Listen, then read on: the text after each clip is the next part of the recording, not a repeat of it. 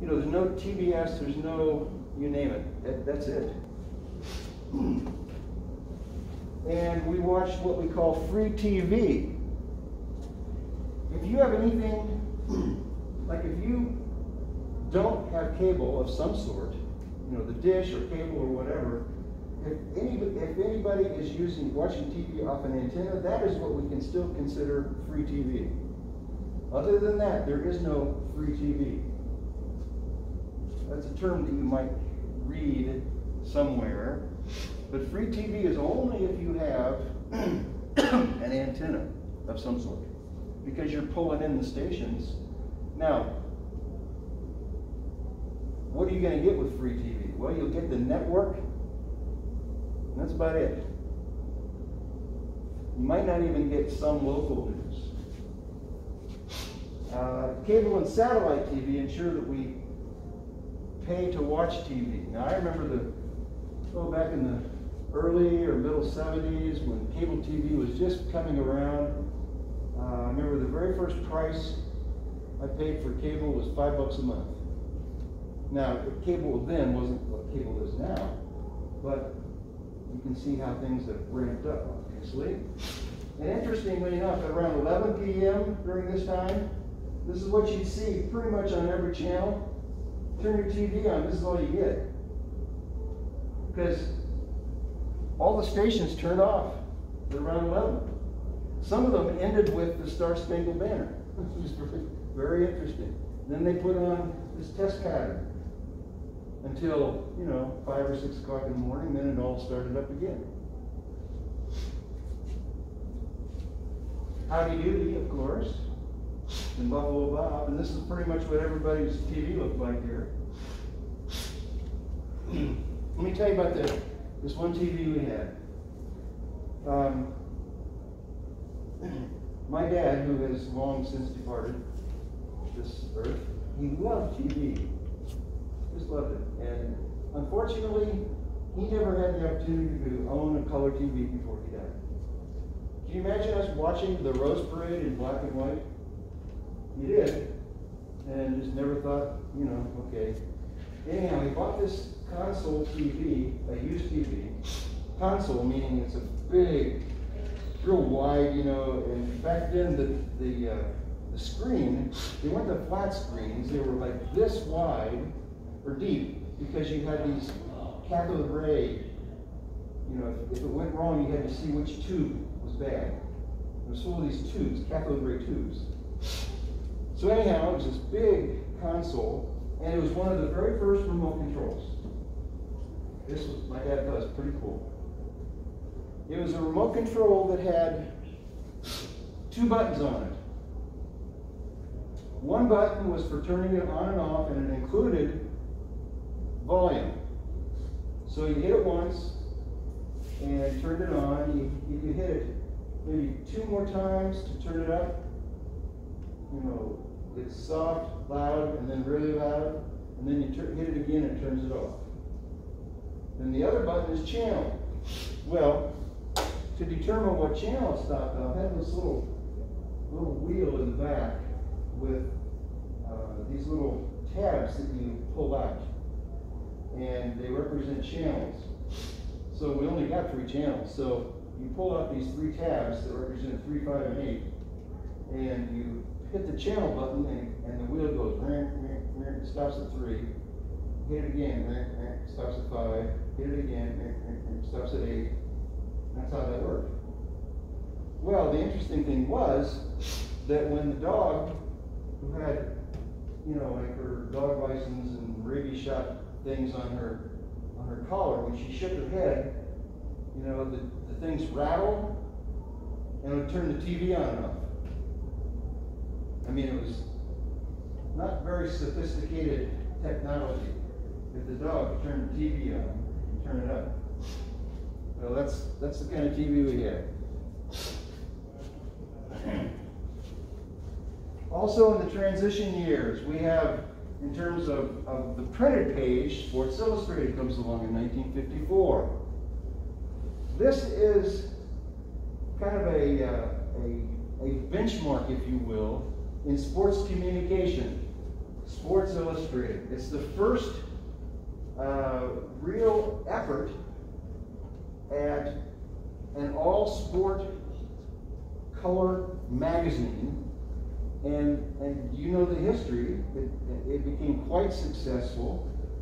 Here's a picture of the original cover from one of the original issues. Has Eddie Matthews from the Milwaukee Braves. This isn't a real good copy apparently because it only lists for $100 on eBay. If you've got a mint condition one of those, it's worth $4,500. But it was during this time that women journalists also became TV broadcasters. Let me ask you a question. Down here, this question. Who do you prefer in the TV broadcast booth? Do you prefer, how do you like professional athletes as TV broadcasters? Or do you prefer not necessarily former athletes, but do you have anybody in mind? Who's your favorite broadcaster in sport? You have one? Is there anybody you hate? Who? Joe Buck. Huh? Joe Buck. Joe Buck. Joe Buck. Yeah, he gets kicked around a lot, doesn't he? Joe Buck. Why don't you like him? Not a fan. Just not a fan. A little arrogant, maybe? Yeah. Yeah.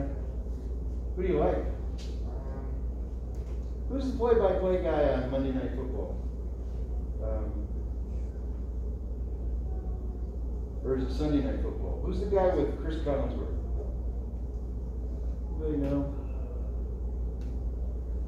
Oh, I can't remember his name. He's not a former athlete, but he's probably the most respected play-by-play announcer out there. Can't remember his name. Jim Nance. Huh? Jim Nance. I don't think it's him, but he's another. Say it again? Jim Nance. No, not Jim Dance, although he's pretty good. Mike Bird. No, it's not that. That's why I like it. Okay, all right. Anyhow, these are the times when they come up, we've seen a lot of former athletes come up and fizzle out. I mean, it's kind of interesting. I don't know if you remember the name of Dan Deerdorf.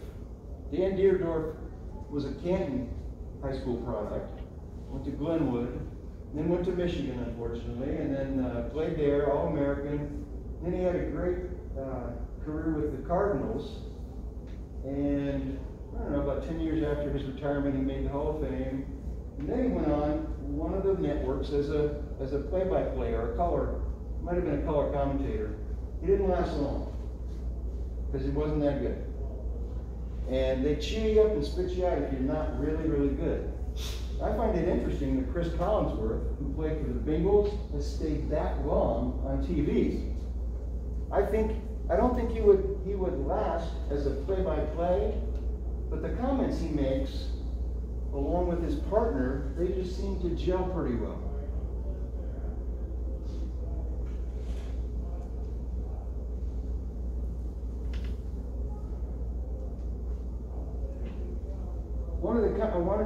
I don't think I have his name on here, but do you remember the name Howard Cosell? Howard Cosell was really more famous as a sportscaster probably in the 60s and 70s. He started out more in boxing. He was an attorney by trade, and he made a lot of people, he irritated a lot of people, partly because of his voice. It's kind of a nasally voice. He had a really strong connection with Muhammad Ali.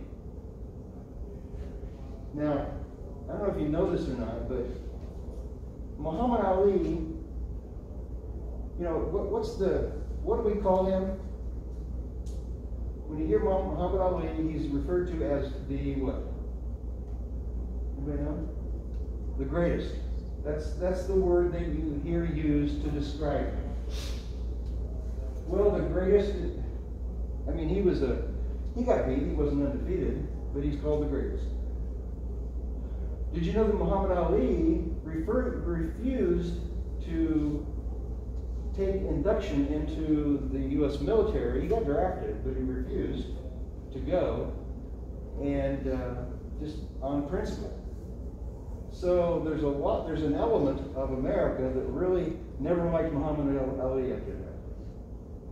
And then here's Howard Cosell, who becomes kind of a buddy to him, or at least one of the only sportscasters that'll really give him his due.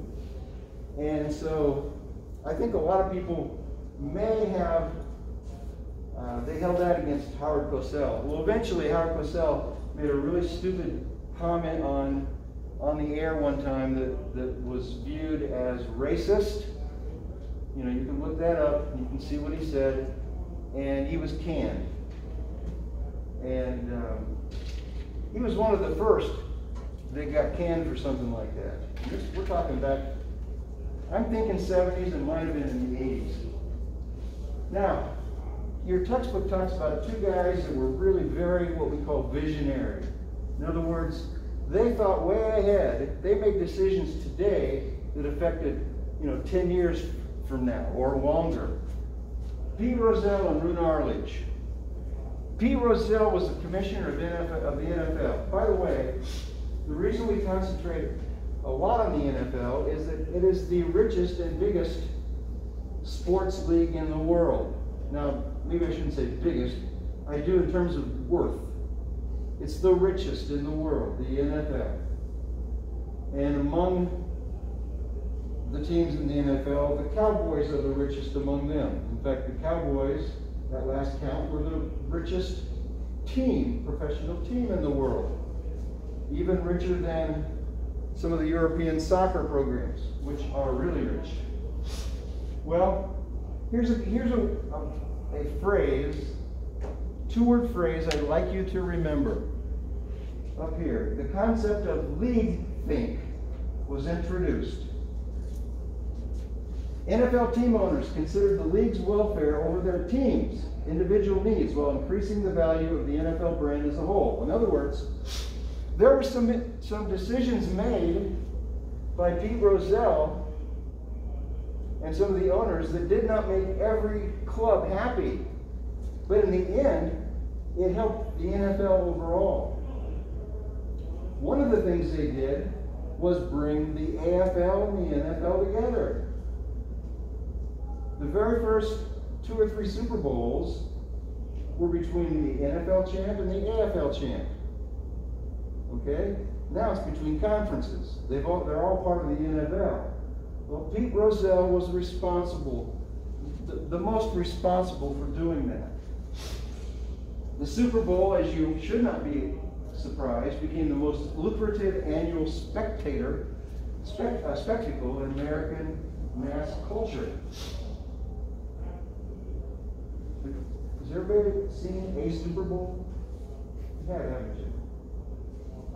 And why do a lot of people watch the Super Bowl? Commercials. Have you ever been watching the Super Bowl and there's a break in the action and you want to get out and go get more chips or something and you think, wait a minute, I'm watching this because I want to see the commercials. So you go back and sit down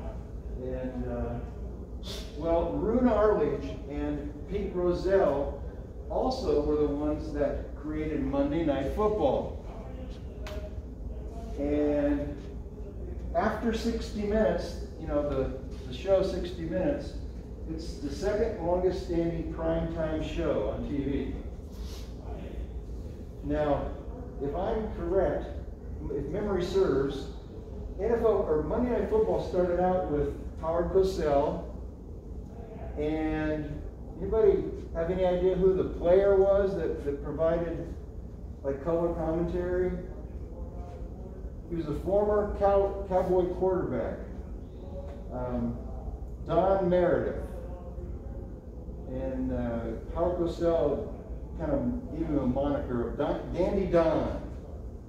And he called him the Dandaroo or whatever. It was just stupid kind of stuff. But Don Meredith lasted a long time because he was kind of goofy. He was respected because he was a Hall of Fame quarterback, but he was amusing, and so he lasted quite a long time. Here's an interesting fact. 45% of the NFL audience is women. Now, if you're marketing within the NFL, you better make your target audience the women that are watching. It's not just men, it's 45% are women. Here's just a piece of trivia. Here's what it costs to go to the first NFL, AFL, it was the Super Bowl. Here's a ticket. $12 for a good seat, $10 for an okay seat. That was the cost of the first ticket to the Super Bowl. And then here, you can see that, I don't know if this is like the average price, but here's $1,500 for a ticket. Anybody ever been to a Super Bowl? Yeah, me neither. I mean, you have to practically take a mortgage out to go. Well, during these, as we get into, through the transition years, TV sports coverage, as you know, it transitions from network to cable, and ESPN has really become the first, the primary drive.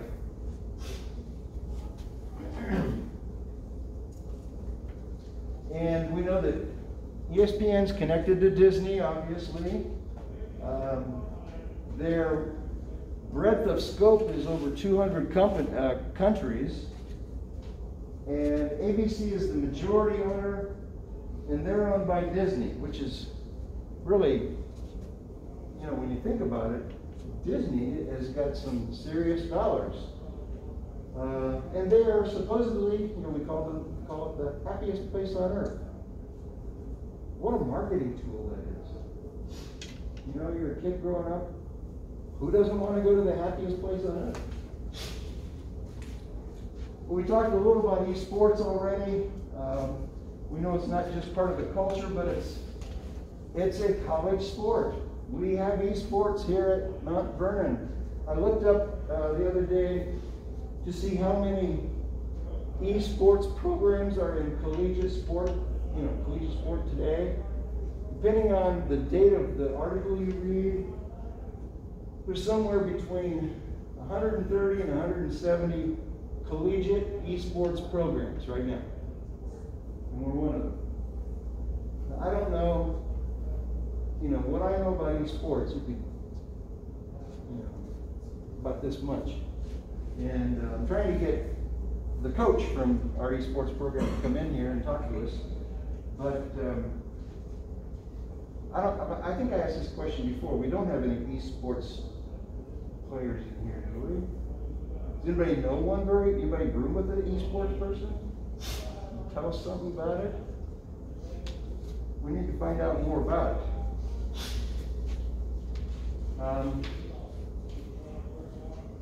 When you do esports.com, you click that on. Here's what comes up. The screenshot of what comes up. Here's a screenshot. Well, yeah, part of a screenshot. When you look at esports for Mount Vernon. Now I did some did some more looking on our website the other day for esports. I don't know if you've ever looked at it before, but at the left there's a list of, I don't know, I thought they were games. I'm not sure what they were. I couldn't navigate very well because I didn't know what to look for, what I was getting. And by the way, that's one of the things we're going to be talking about as we go on in this course. In a couple of chapters, we're going to be talking about what is it that makes you want to come back to a website. Well, if it's easily navigable. If I can go to this website and know that if I click here, I'm going here, and as opposed to, where am I? Now, I'm not saying that's what we have with our esports website. It's just that I don't know enough about it to go anywhere. And I probably need just to do more research on it.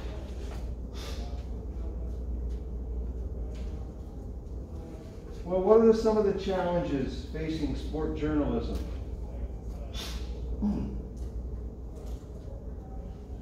Here's a website that I clicked on. It was about Brown University. Brown's part of the Ivy League. They're in Rhode Island. And there was a story about Brown.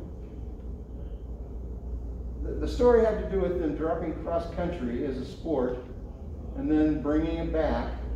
But I clicked on this story, and at first I had to watch a 15-second ad for Target. Okay, now I can scroll down the story, but then I'm distracted by the guy in the top left corner over here who wants to talk about the situation. And then on the right side is an ad for Hewlett Packard, and every 10 or 15 seconds it changes. And then at the bottom here is a public service announcement that will also morph into an advertisement about wearing a mask. All of this because I'm trying to read this article about Brown University. Now, anybody can publish on the World Wide Web. That's the nice thing about it. If you can put your own stuff on, you can have your own blog. You can do about anything you want to do, which is nice. But here's another challenge that goes along with it. If I read it on the internet, it must be true. You've heard that before, haven't you? Where'd you find that out? Well, I read it on the internet. So it was on the internet. That doesn't necessarily mean it was true, because anybody can put anything on.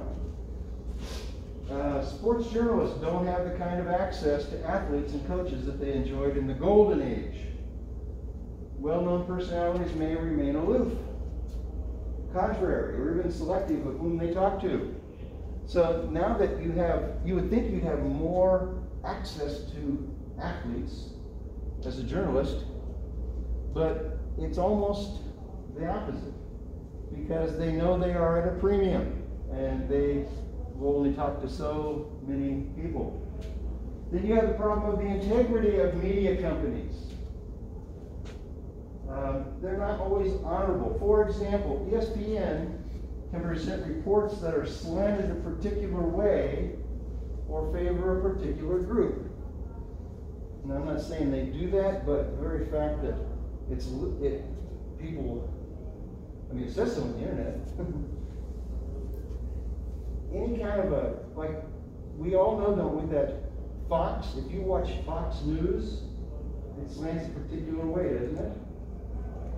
Or if you watch CNBC or NBC, for example, is a little bit left of ABC. If you watch the news, you'll figure that out. You'll hear some of their sports, or some of their news people call out politicians more than another will. Or, if you, like I said, if you watch Fox, there's stuff you won't even hear going on. It'll be slanted totally one way. Traditional sport journalism and print has been forced to reinvent themselves. Sports Illustrated used to come out every week. Now it comes out maybe every 2 weeks. Why is that? Because you can find out the same stuff by going online and getting it for free.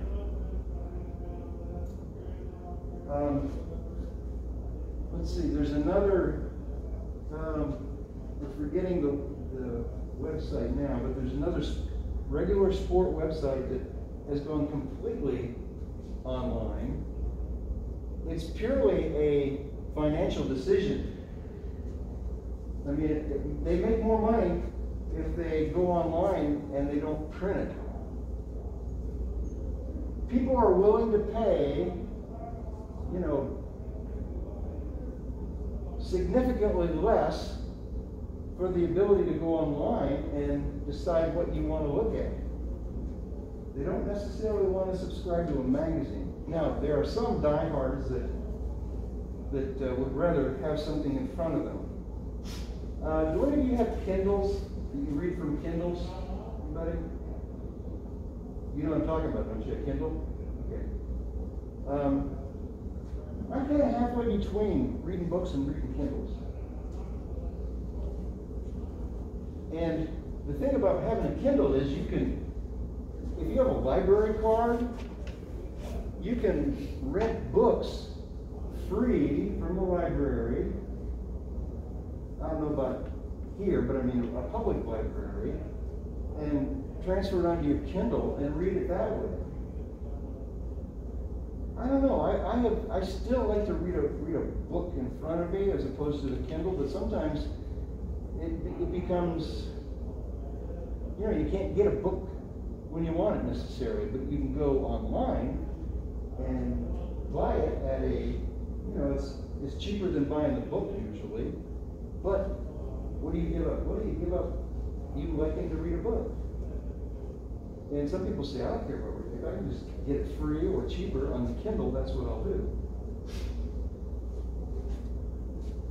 Oh, the other thing about a challenge to journalists today, sport journalists as well, is that if you have a column in the paper, you better have a website as well to promote it.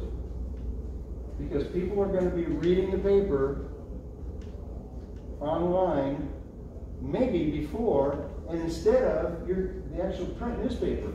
So you better have a website promoting your own stuff as well. The influence of Twitter, well, I don't know that we have to say a lot about that. I think pretty much you could tell me a whole lot more about it. But they say that the NBA is the most tweeted about sports league. This was back in 2018. And one of the things I mentioned up front today in class that Alex Stewart was looking for the volleyball game was somebody who could keep Twitter going during the game. Now, I got to thinking about that. What does that mean? Well, you're just constantly on Twitter talking about the game, and people are paying attention to it that way. That's a whole new way of communicating sports. How many of you have Twitter accounts? Really? Just that many? Okay. Here's what somebody had to say. On Twitter, it's like I'm talking to the whole world. The connectivity of ideas, and especially to real-time happenings to me, is the biggest difference. Used to be I had to go on a list of sites that I go to visit every day, several times a day.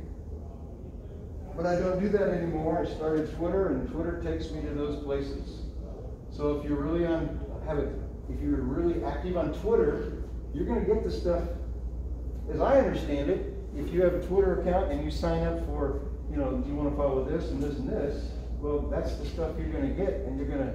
So if you have MVNU Sports Twitter coming in the feed, then whoever is keeping Twitter going during the game, you're going to know what's going on almost play by play.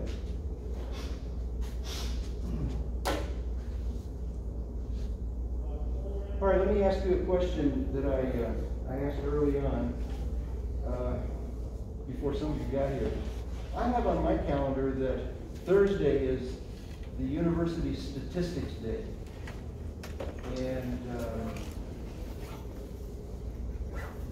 that they don't normally have classes that day. Is that correct? You don't know. Does anybody know for sure?